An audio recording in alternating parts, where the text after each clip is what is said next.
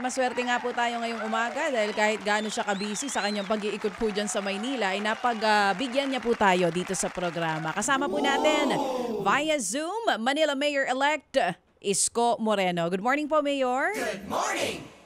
Ay, DJ Chacha at Manong Ted at sa lahat ng staff natin dyan sa studio at mga manonood at nakikinig. Magandang umaga sa inyo. Good morning din po, Mayor. Mayor, nasa City Hall na po ba kayo ngayon? Wala po. Wala pa. Sa June 10. Akala ko hindi pa po pwede. Hindi pa siya nag-assume. Correct. Pero Mayor, ito muna. Ngayon po na kayo po'y nagbabalik na dyan sa Maynila. First order of business nyo po, sa dami ng mga problema na kakaharapin nyo, ano pong uunahin nyo? Two things, no? And again, I would like to take this opportunity to thank the people of Manila for giving me a chance to take the lead again in the next 3 years. But first things first, una talaga ang isang malaking problema ng Maynila ngayon ay yung kadugyutan and the peace and order situation of our city. I think that will be the first things that we're going to address and confront, na maging maaliwalas muli ang Maynila, yung pinoproblema nila sa basura at kadugyutan, na talagang sa bawat town hall meeting namin during the campaign and before the campaign, yun talaga ang isang greatest concern ng city. And of course, the peace and order situation, medyo yung petty crimes are naging talamak, no? Yung snatching, holduping, laslas. In fact, yesterday, Manong Ted at DJ, I have a friend, yung pamangkin niya, na islasan ng bag sa Divisoria, no? The other day. And ironically, walang police na sa area. It was only blattered in the barangay. So these are the major concern nowadays in the city of Manila, and that we will focus on in the first few weeks of our assumption of office. Okay po. Dito nga lang po sa katatapos na halalan, ang nakuha niyo pong boto, more than 530,000 votes. Compared po dito sa dalawang mahigpit niyo pong nakalaban, medyo malayo-layo.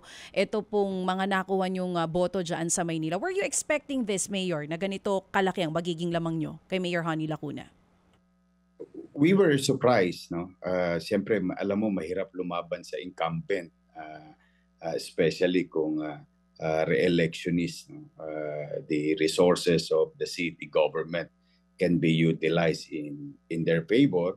But we were surprised that with the overwhelming mandate given to us by the people. We wanted to win, of course, as a candidate. I think any John Doe and Mary na tatakbo gustong manalo. And that's also what we wanted.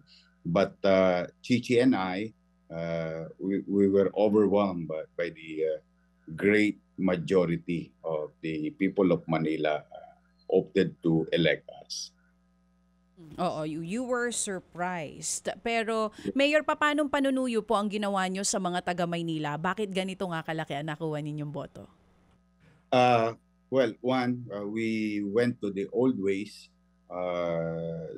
talking to people, a group of people like 1,000, 300, 500 individuals, yung mga senior citizens natin, kinausap natin in a town hall setting. Kasi nung lumang panahon, gano'n naman talaga. No? We went directly to the people, engaged them. We raised an issue, and if the issue is valid through their reactions and commentaries, we take note of that, na ito concern ng tao sa, let's just say, Santa Cruz, o ito concern ng tao sa Top Avenue, ito concern ng tao sa R10, o yung Road 10, yung napapanood nyo lagi na maraming jumper, yung nagbubukas sa mga kotse, mga nang-aagaw na cellphone sa truck, kumukuha ng mga gamit ng mga truck drivers, and so on and so forth. So, in the 6th district, may iba-iba silang particular na concern, but the common concern ng tao sa pangkalahatan ay talaga yung cleanliness and orderliness of the city. At ngayon nga po na finally nakabalik po kayo ulit sa Maynila, anong klase po bang liderato ang aasahan ng mga Manilenyo? Kayo po ba ay still the same isko kung paano po kayo noon nung naging mayor kayo, or mas malambot ba ngayon? Mas matapang na po ba ngayon? Paano po? We'll just be ourselves. Katulad nung dati, we'll try to make them feel na may gobyerno sa Maynila.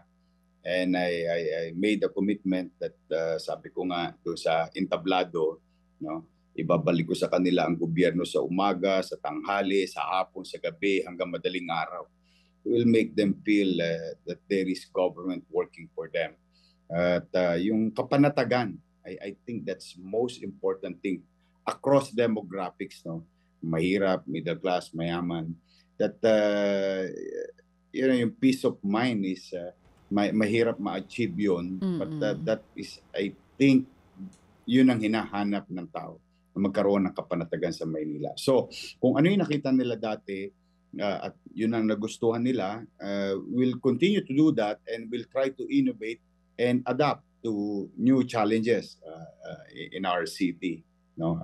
Kasi sa pagbago-bago ng panahon, may bago rin naman mga challenges, but we will try to be more yung tumutuon doon sa pangangailangan ng takdang panahon. And yun ang tingin kong may offer natin this time, on top of whatever we have done in the past. Mararamdaman nila na may gobyerno ulit. Dito po sa ginawa naman ng dati nyo pong kasamahan na si Mayor Honey Lacuna, meron po ba kayong ipagpapatuloy sa mga nagawa niya na dyan sa Maynila? O di kaya naman mga proyekto na nagawa niya na plano nyo pong baguhin? Wala pa naman. I don't know what they have done. No? I think we will see the records in the city. Kung ano yung maganda at kapakipakinabang sa tao, then so be it. We'll continue it. Kung naramdaman ng tao yung ganitong particular na programa, we will continue it. If not, we'll offer something new or something in the past na nagustuhan nila sa panahon natin. Mayor, napanood namin do sa mga past interviews ninyo. Balikan natin nung 2022. Sinabi nyo po noon, tatakbo kayo sa national, pero pag hindi po kayo nanalo, hindi na kayo, kumbaga magre-retiro na po kayo sa politika. Ano pong nagpabago sa inyong isip? Bakit po ngayon nandito naman po kayo sa Maynila? Kasi a lot of people, your critics, are saying now na gagamitin nyo daw po ulit ang Maynila para sa inyo pong political ambition sa 2028. Hindi na. Tama na yung minsan kong pinangarap yun, na ialay ko ang sarili ko sa ating mga kababayan sa buong bansa. But for the meantime, I'm focused on the new mandate here in Manila, and we're gonna do, hopefully, pagbibigyan tayo ng mga taga Maynila in the next 10 years. Because what we're gonna do is plan something for the next 10 years para magtuloy-tuloy naman na yung progreso at pagsasaayos ng syudad. So ibig sabihin, Mayor, di nyo na ulit iiwanan ng Maynila? Yes, 10 years. I made that commitment already to the public. In fact, yung tanong mo, DJ, tinanong din sa akin yan ng mga taga Maynila. Sabi nyo, baka iwan mo na naman kami. Daw ulit, opo. Sabi ko, hindi ko naman kayo iniwan. It's just that, if given a chance at that time, it's the same country, where the city of Manila is still the capital, and I can still do service. Yun yung paliwanag ko sa mga lolo't lola natin. Usually kasi, DJ Chacha, yung mga nagtatanong nun, yung mga senior citizen natin. Kasi napamahal sa akin talaga yan. Na talagang inalagaan natin. And then committed, sabi ko, hindi na ako. Dito na lang muna tayo in the next 10 years, hopefully. Opo, hopefully nga kasi siguro magiging depende yan sa performance nyo ngayong first term ninyo ulit.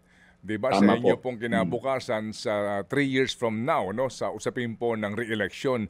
Pero sabi nga, balikan ko lang ito, Mayor, bakit ka ba nakumbinsin tumakbo sa pagkapresidente? Ito ba ay dahil sa nanguna ka muna sa survey? Yan ba ang kumbaga, kumiliti sa iyo, yung survey na yan? Hindi po. we just wanted to offer what we have done in the city of Manila. Kaya lang iba pa ang environment or pakiramdam ng taong bayan at that time. And in fact, we respected that. Nanamlay na tayo after that.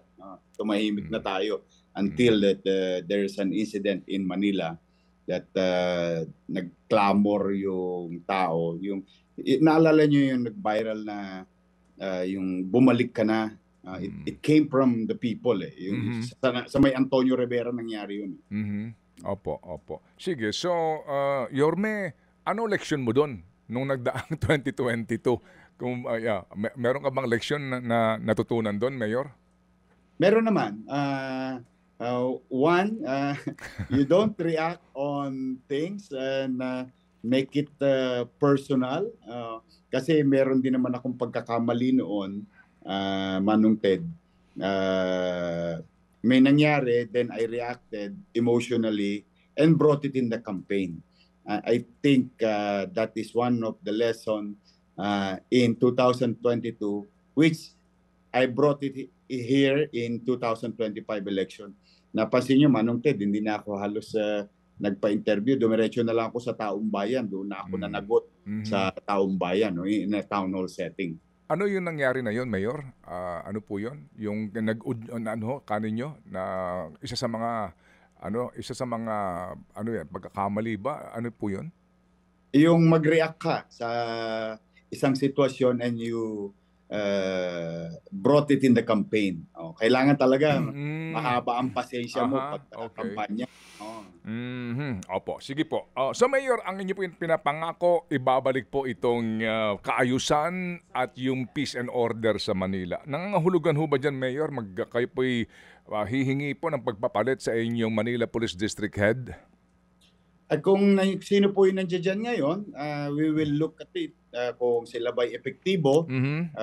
Kasi I don't want to rearrange too much. If there is, katulad ng tinanong ni DJ Chacha kanina, kung meron bang ginawa na maganda, itutuloy natin. And that applies also to the personnel, like in the uniform personnel of the City of Manila, na kung mabuti sila, they will stay.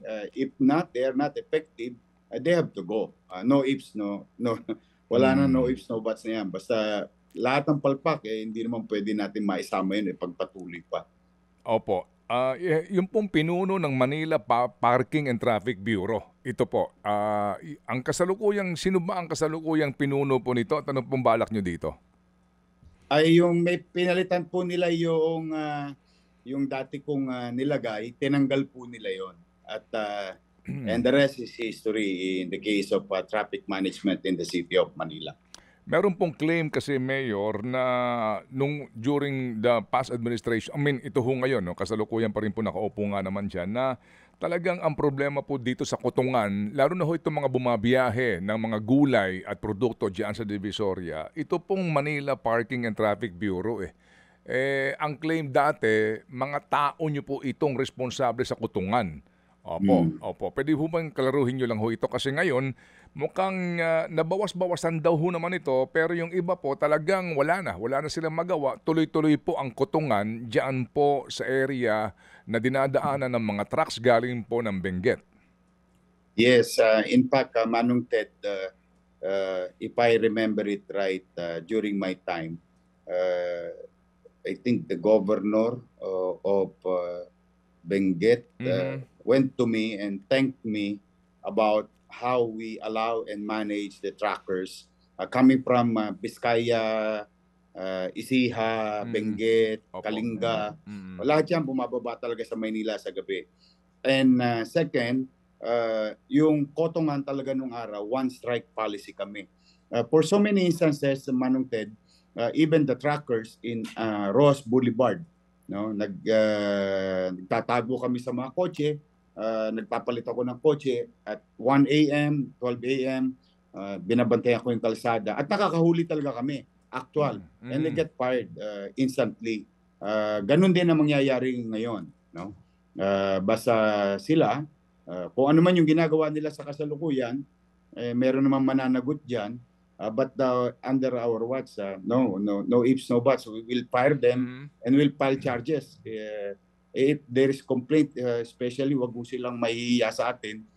Open governance naman tayo at ang tao in the past, during my time, nakakapasok naman sa City Hall, small businesses, big businesses, ordinaryong tao, nakakausap ako.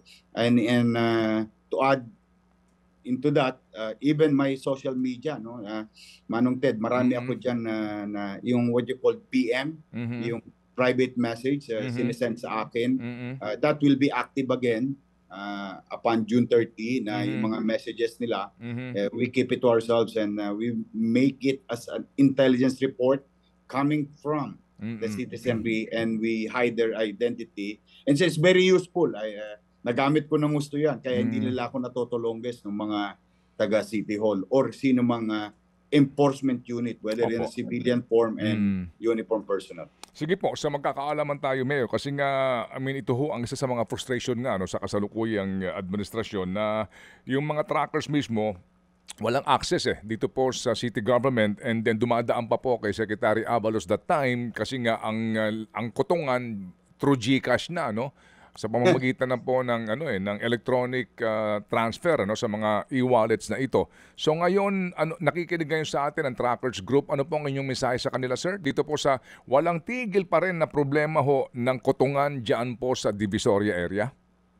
Sa mga trackers, whether you're delivering vegetables or fruits or wet products and those cargo trucks, nakausap natin yan, Manong Ted, 2 weeks ago, yung ACTO, yung asosasyon ng mga trackers din, sa pier. We made a commitment and they have aligned with me. The same thing sa ating mga local government officials in the northern region and central Luzon. They can still access me any time of the day. If there is an issue, or kinakailangan bigyan ng atensyon, welcome po lagi sila sa Maynila. At wag po silang mahihiya na magbigay ng impormasyon sa atin because we always keep their identity. Tinatago talaga natin yung impormasyon na pinibigay nila. And we will do our best. It may not be a perfect government, but definitely there is government in the city of Manila under our watch. Opo. And we will try to put things in right perspective. Yung pong budget nyo sa basura at itong inyong kontratista, paano po inyong magiging diskarte po at solusyon dito? Ito po kasi issue ngayon ng papalabas pong administrasyon, yung kanilang contract sa kanila pong garbage collection. Opo, napakalaking problema po niya, Manong Ted. But the thing is, for now, they have an existing contract up to December 31. Two of them, inatado nila yan District 1, 2, 3 sa isang contractor, District 4, 5, 6 sa isang contractor. But the trucks that they are using is laking hirap sa taong bayan. Dahil ang lalaki ang pinadala sa amin mga truck sa Maynila ay mga panghakoto ng buhangin. Dump truck yung kudrado. So nahihirapan pumasok sa mga looban. Unlike in the past, even not in my time, even the time ni Mayor Lim and Mayor Lito Atienza, maliliit yung truck at nakakapasok sa looban. It's gonna be a challenging task for me, addressing that. But we'll make sure that these contractors are complying with the provisions of the contract. Kasi if not, we have no recourse but to protect the interests of the people of Manila. Kasi yan nga ang isang naging main issue ng kampanyang ito, ng lahat siguro ng kampo. In our case, yes, that's an issue raised to us by the people. So I think it should be addressed. And these contractors, which we will respect whatever contracts that they have, but they have to comply also to their obligation. Opo.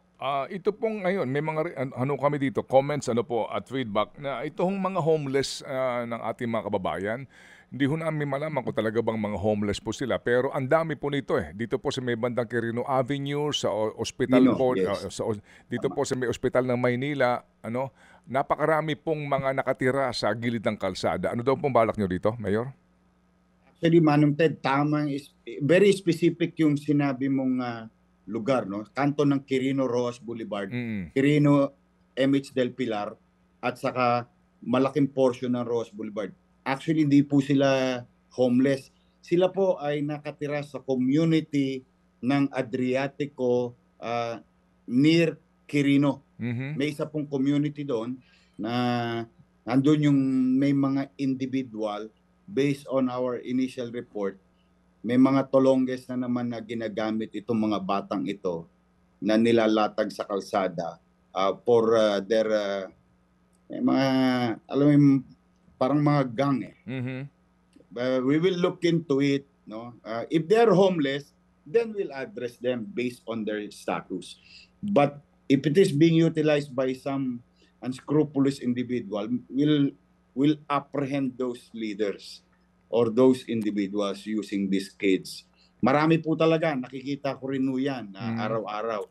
Hanggang umabot pa po yan ng aristocrat, yung area na yan. Opo. Sige po, so asahan po natin itong mga pagbabago. Of course, no, ang inyo po kasing assumption ay sa June 30 pa. Mayor, ito lang po, papalapit na ang tag-ulan.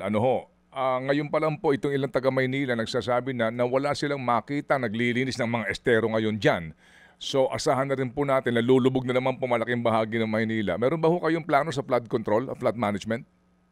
We will work with our estero is under the direct supervision and management of Metro Manila Development Authority, no? Mhm. But in our case, as local government, ang ginagawa namin talaga, there are 3 types, no? Yung estero, yung ilog, at saka yung bayside. Mhm. Meron kaming tinawag nung araw, nag-assign ako, Manong Ted, na group of individual, we call the Estero Rangers, Ilog Rangers, Mhm. at saka itong Manila Bay natin, na yung empleyado mismo ng city government, which is under the DPS, naka-assign na mismo sa particular na ilog, like Estero de Magdalena, sa Binondo, and so on and so forth.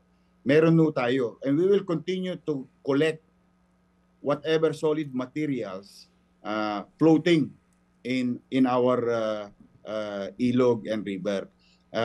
The only challenge for Manila is we are a catch basin. Yung ilog manggagaling sa ibabaw, sa eastern side, dahil mababa po ang Maynila. So yung mga creek na yan ay nagiging daluyan ng mga solid materials at it will end up in the city of Manila.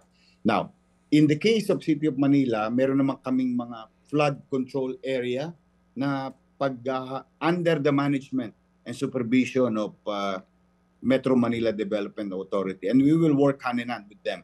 But in our case, initiative na namin, and we will again do it in this time again, no, yung ating mga Estero Rangers i-activate natin ulit. Opo, sige po. So, Mayor, I think marami pa ho kayatang mga appointment this morning. Ito pong chance ng, kasi hindi naman may tatanggi, no? May mga sugat na nilikha itong nagdaang pong campaign period. Chance po ng reconciliation kay Mayor Hani. Dahil kayo po naman, Teddy Kids dati. Pero ngayon, Dehins na. Oo naman. In fact, Manong Ted, nung naproklama ako, di ba nag-aalimpuyo yung mga tao. Sinabi ko nga, paupain nyo na yung damdamin ninyo. Nagdesisyon na ang taong bayan. Let's start healing each other because I don't want to lead the city, a divided city, because there's so much hate among each other. Sabi ko, yun ang exact word and message ko nung nagproklama. And that the same thing that I'm going to use this show na nananawagan tayo na yung mga politikong nanalo makipagkaisa na, o yung mga natalo naman ay tanggapin na natin yung desisyon ng taong bayan, because I cannot do it alone. Kahit naman na mag 24 oras na ako dyan, sabi ko nga sa iyo, Manong Ted, hindi magiging perfecto ang administrasyon natin, but there will be government. We will put certainty in our rules and and all other things. But again, nananawagan tayo na bati-bati na. At the end of the day, kami-kami rin naman mga batang Maynila magkikita sa finals. This is our home, our place of birth. Itong pamilya na namin to, itong mga taga Maynila. I think we should take care of each other. And those people who will come in and out of the city of Manila daily. Because Manong Ted, isa sa malaking challenge namin, that's why peace and order is very important. Yung mga magulang na nag-aalala na galing sa Metro Manila at ibang bahagi pa ng bansa na nag-aaral ang kanilang anak sa Maynila. So there are so many moving parts. So that's why now I'm calling everyone to participate, and let's move on with our lives and let's govern and deliver services to our people in the city of Manila. Okay, sige po. So Mayor Isko, muli po maligayang bati po sa inyo at wag po kayong magtaka ha kung kami po ay maggagambala sa inyo, kami ang tatawag sa inyo, magsusumbong sa inyo at kami po naman ay aasa po ng aksyon mula sa inyo kasi yan po inyong pinapangako ngayon, Mayor. Yes, Manong Ted, tulungan nyo kami. Pagka merong sumablay sa amin, konyatan nyo na rin. Basta welcome lagi ang suggestion nyo. At pag may napansin kayong kakulangan namin, wag ko kayong mahihiya. I'm just a text away, always. Nandiyan naman si Dimple, na tinetext lang niya ako. And to DJ, si DJ Chacha, taga ano yan? Taga Maynila yan. Batang Tondo to, it's Yorme. Oo. Mayor, bagamat gusto ho naming habaan pa itong ating ugnayan, alam ko pong napakarami po ninyong mga dapat na asikasuhin at puntahan, pero muli, maligayang bati po sa inyo at aantabayanan po namin ang inyong mga pinangako at kami po dito'y aantabay din sa feedback ng taong bayan para po sa ating ugnayan. Mabuhay po, Yorme. Mabuhay. Thank you. Niawan Diyos, thank you. Opo, thank you. Si Yorme True FM. Isko Moreno.